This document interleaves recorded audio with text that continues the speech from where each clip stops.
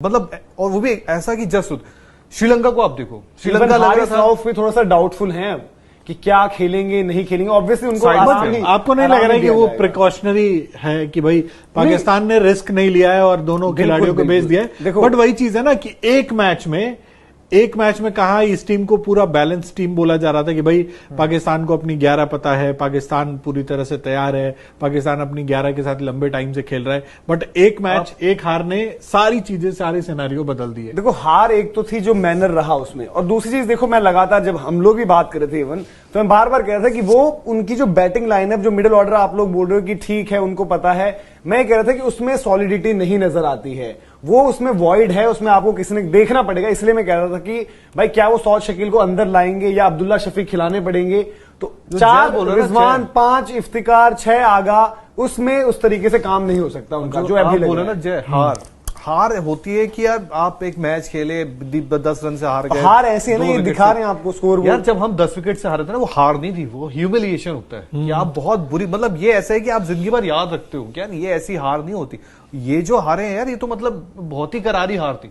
मतलब एक पाकिस्तान से आप ऐसी अपेक्षा करना, मतलब बड़ा अजीब सा है वो। खैर बट पाकिस्तान की बैटिंग से आपको कब उम्मीद थी? पाकिस्तान की बॉलिंग से ही आप उम्मीद कर रहे थे ना कि भाई इंडिया इतने रन मेरे को नहीं, लेकिन जब आपने बोला कि इमाम आएंगे लगातार रन्स बना रहे हैं, मेरे को लगा शायद जय भी बिलीव दिखा रहे, मुझे लगा शायद कि मैं देखिए अब वो चीज है, ये तो आपको निशाने पे ले रहे हैं। ये ठीक है, वो ठीक है, आपको निशाने पे ये देखिए पाकिस्तान की ताकत हमेशा से रही है कि 250 से 300 के बीच वाला टारगेट जो है उनके लिए इजी रहता है। अब वही टारगेट अगर इंडिया ने रखा होता, जैसे 266 वाला जो टारगेट था वो पाकिस्तान की रेंज में था, और मतलब उसमें आप देखते कि इस तरह की परफॉर्मेंस, जैसे ही आपने 300 से ज्यादा रन बना दिए, एक बार चेक करिए पाकिस्तान की 11 क्या आ गई है, आ जाती है क्या 11 आ गई, मतलब मैं वही, क्योंकि लोग काफी कह रहे हैं कि उनके तो ट्विटर वही चीज पीछे लग जाते हैं। बट अब वही है कि इतने रन का प्रेशर नहीं, प्रेशर देखो, प्रेशर की बात ठीक है, आ गई है। उसमें टाइटल में भी आगे कर दीजिए पाकिस्तान 11 अनाउंस। देखो उनकी 11 में पहले बता दूं, मोहम्मद हैरिस, गौर फरमाइएगा आप, मोहम्मद हैरिस खेल रहे हैं। मुझे अभी जो है फकर जमान का नाम नहीं दिख रहा है इस 11 में। तो ये होता है, देखो जो मैं आज आपसे पूछ रहा था उस वक्त पर, आपको मैंने बोला था कब तक ही बैक करोगे, ठीक है जी आएंगे कब आएंगे, इंटेंट ये वो, तो कॉल ले ली ना उन्होंने। हो सकता है कुछ वजह दी गई होगी, जो भी है। मोहम्मद हैरिस, इमाम उल हक, बाबर आजम, मोहम्मद रिजवान, सौद शकील, मैं सजेस्ट कर रहा था उनको कि भाई खिला लो, देख लो, कुछ कर लो। इफ्तिकार अहमद, 9 आगा सलमान, हालांकि वो चोटिल भी हुए थे, आगा सलमान को चोट भी लगी थी। या आप स्टार्टिंग में लिख दिए 9 फकर हैरिस इंक्लूडेड, और फिर आगे उसको उस तरीके से रहने लीजिए। और उसके बाद आप देखेंगे शदाब, नवाज भी आगे, शाहीन अफरीदी, मोहम्मद वसीम जूनियर और जमान खान का होगा डेब्यू। वो फहीम भी नहीं है इसमें, फहीम भी नहीं है ना आपके। मोहम्मद वसीम जूनियर आ गए ना, देखिए एक बार फिर से बता दीजिए, मोहम्मद हैरिस है, मोहम्मद हैरिस और इमाम उल हक। तो मोस्ट लाइकली मोहम्मद हैरिस जो टॉप ऑफ द ऑर्डर खेलते भी हैं, वो आपको ओपन करते हुए दिखें। इमाम उल हक उनके साथ ओपन होंगे। बाबर आजम, अब मैं एक्सपेक्ट कर रहा हूं कि अगर ये लाइनअप रखना है तो आई थिंक सौद शकील को 4 करिए, मोहम्मद रिजवान को 5 या 6, जो मर्जी हो। इफ्तिकार भी आपके पास, आगा सलमान को लगी भी थी, हालांकि कॉम्बिनेशन वाइज भी इनको ये डिसीजन लेना था कि इफ्तिकार या आगा सलमान। बट ये 11 देख के ना वैसा लग रहा है कि मोहम्मद रिजवान नेक्स्ट हो सकते हैं अगर उनके भी रन नहीं आते तो। हैरिस कीपिंग भी कर लेते हैं, वही बोलो, क्योंकि रिजवान का भी है। हालांकि पाकिस्तान की टीम रिजवान पर फैसला नहीं लेगी, और रिजवान ने चलो जो भी है 50, 60, 70 जो करे, दोस्ती यारी की वैसे बोल, दोस्ती यारी भी, और छोटी छोटी पारियां तो रही है, वो सब उन्होंने थोड़ा बहुत जो है कर ही रखा है। तो अब यह है कि भाई इनका bowling attack totally different. Shaheen Afridi, Mohammad Wasim junior, Zaman Khan, बड़े लंबे अरसे के बाद आप देखोगे इतने बदलाव उनके बॉलिंग ग्रुप में। नवाज, शदाब, और डिपेंड करता है जरूरत पड़े तो इफ्तिकार। तो ये जो है यहां पर इन्होंने फैसला लिया। देखो कुछ भी कहो, टेंशन तो रिफ्लेक्ट हो रही है धीरज भाई, इन्होंने 11 जरूर ओवरहॉल हो गया है यार ये। हाँ। मतलब ये बट ये मजबूरी भी थी मनोज। अब इस 11 के अलावा आप क्या करते थे?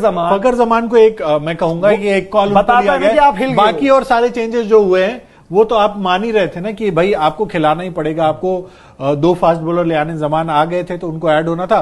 मोहम्मद वसीम जूनियर आपको हरीश रऊफ या नसीम की जगह पे किसी न किसी की जगह पे आने ही वाले थे। तो बॉलिंग में जो चेंजेस हुए मैं मानता हूं, बट एक फकर जमान का जो कॉल लिया गया है वो थोड़ा सा चौंकाने वाला मैं कहूंगा। बट कहीं ना कहीं आप एक्सपेक्ट भी कर रहे थे ये कि मतलब इस तरह का डिसीजन लिया जा सकता है, क्योंकि लंबा वक्त मैं मतलब ये कहूंगा कि फकर वाला डिसीजन मैं उतना नहीं एक्सपेक्ट कर रहा था। मतलब ये मेरा बिल्कुल जेन्युइन ओपिनियन है, मैं अब ये नहीं कि सामने आ गया, क्योंकि मैं नहीं सोच रहा था कि फकर को एकदम, देखो कहीं ना ना कहीं ये मैच भी अगेन बहुत ज्यादा जरूरी है। आपने मोहम्मद हैरिस को, अब ये भी संदेश है ना, ऐसा थोड़ी कि फकर जमान हम आपको एक मैच के लिए बाहर कर रहे हैं। फकर जमान आप शायद वर्ल्ड कप में भी 11 ना खेलो, ये इंडिकेशन है अपने उनका। देखो व्हाइट बॉल में जो हम भी बात करते हैं, बाबर आजम ने बहुत रन करे, सब कुछ है, इमाम उलग 50 के एवरेज से करते हैं, पर मैच विनर जब हम पिक करते हैं तो फकर जमान को ही पिक करते हैं वहां से। धीरज भाई आप कैसे देखते हैं इसको? यार वही वाली बात है कि देखो नवाज का कुछ मैचेस अच्छे नहीं जा रहे हैं फॉर एग्जांपल, तो आपने उसको भी बाहर कर दिया, आज वापस लेके आ ही गए आप। आपको ये भी पता चल गया कि यार आप अगर इसको खिलाऊं कि मैं इससे बॉल करा लूं उससे बॉल करा लूं, आपका मिडिल ओवर्स खाली हो गया था, दिख गया था।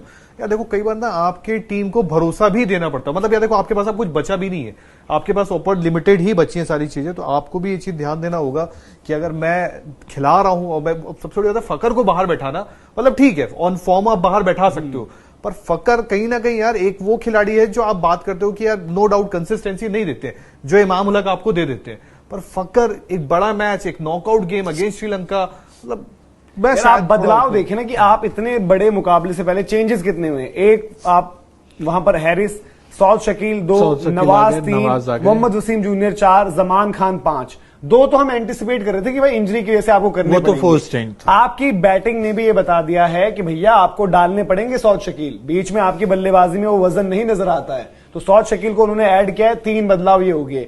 फिर आपने बॉलिंग ग्रुप में जो मोहम्मद नवाज को भी इसीलिए इंक्लूड किया कि बॉलिंग स्पिन बैटिंग भी कर देंगे। लेफ्ट आर्म स्पिनर्स का आप देख रहे हैं कि रोल किस तरीके से रहा है। ऐसी विकेटों पर अगर विकेट ऐसी रहनी है, लेफ्ट आर्म स्पिनर्स एक बहुत डेडली कमोडिटी होते ही होते हैं वहां पर, वो आपको नजर आता ही है वहां पर। तो पाकिस्तान ने जो 11 अनाउंस करी है आपके सामने, आपकी स्क्रीन पर है। 5 बदलाव हैं जो पिछली उनकी 11 खेली। आप जरूर कह सकते हैं कि 2 चेंजेस तो मानकर चले रहे थे, नसीम शाह, हारिस रऊफ, पर अब ये देखना होगा कि ये जो इनका नया ग्रुप है, एक तरीके से आधी टीम बदल गई। धीरज भाई सबसे बड़ी बात है मनोज, जब ये फहीम 11 में 5 खिलाड़ी नहीं, तो मतलब सबसे बड़ी बात है फहीम को भी लेके आया था, फहीम को लाना था ही नहीं सही। मतलब जो भी है वो जैसे भी आए स्क्वाड में एंट्री उन्होंने मारी, वो एक अजीब सा था, सभी को पता है। बट शादाब का अगर लो ऑन कॉन्फिडेंस है, आपको पता है बल्ले से वो दे रहा है, और उसका भी ये है कि आएगा, शायद हो सकता है क्योंकि आपने घर पे जो क्रिकेट खेली है, जितनी क्रिकेट खेली है उसमें आपके मैक्सिमम विकेट जो है वो यही लेके गए हैं, पेसर लेके गए।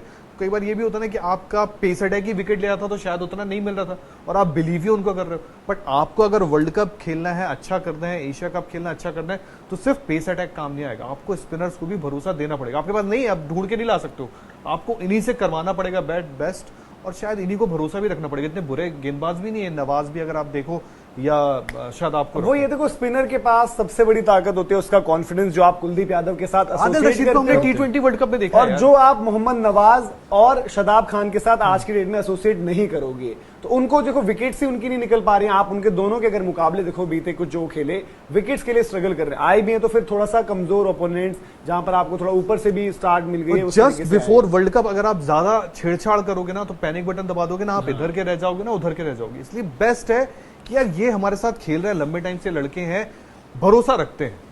बट धीरज अब वही बात है ना कि आप इनकी लाइनअप भी दिखा जमान की अगर बात करें तो वो कितने लंबे टाइम से उनका आखिरी 50 का लाइनअप भी साथ में मुझे तो याद नहीं है। पूरा अफगानिस्तान दौरा निकल गया, अफगानिस्तान के खिलाफ अफगानिस्तान के 3 मैच नहीं आए। एशिया कप देखो अब ये भी है ना, अब आई थिंक मेरे को यहाँ तक याद है अफगानिस्तान और उससे भी पहले से कितने नहीं, न्यूजीलैंड के साथ इन्होंने सीरीज खेली थी, 3 बैक टू बैक शतक थे अगर मुझे सही याद है, 3 बैक टू बैक शतक। उसके बाद इनके 2 लो स्कोर्स वहां पर थे।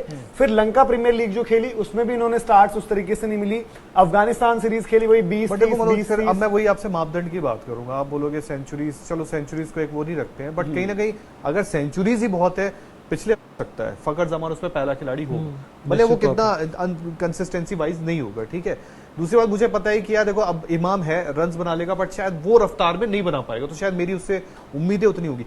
बाबर को मैं ये बोलूंगा एक साइड से खड़े होना पड़ेगा और रुकना पड़ेगा, उसको तेज खेलना पड़ेगा। रिजवान से सिंगल डबल हो जाएगा पर वो नहीं होगा। शादाब नीचे ऐसा है जो आके क्विक आपको 30 बॉल 60 होगा तो शादाब भी नहीं कर पाएंगे ना। नहीं 30 अभी उससे या तो आप ज्यादा रिसेंसी नहीं, आपने रिसेंसी की बात की, अभी जब फंस गए थे आप अफगानिस्तान के अगेंस्ट तो किया उसने नीचे से आके, तो उसमें आपको एक एटलीस्ट वो रहेगा कि उसके पास वो शॉट्स हैं। इवन आपको इफ्तिकार में नहीं, इफ्तिकार आपको वो चीज कर, मैं वही कह रहा हूँ। बट प्रॉब्लम ये है कि आपका एक तरीका है, 2021 में T20 वर्ल्ड कप जब फंस रहे थे आसिफ अली मार रहा था नीचे से, बैटिंग फर्स्ट करो, आपका एक तरीका है।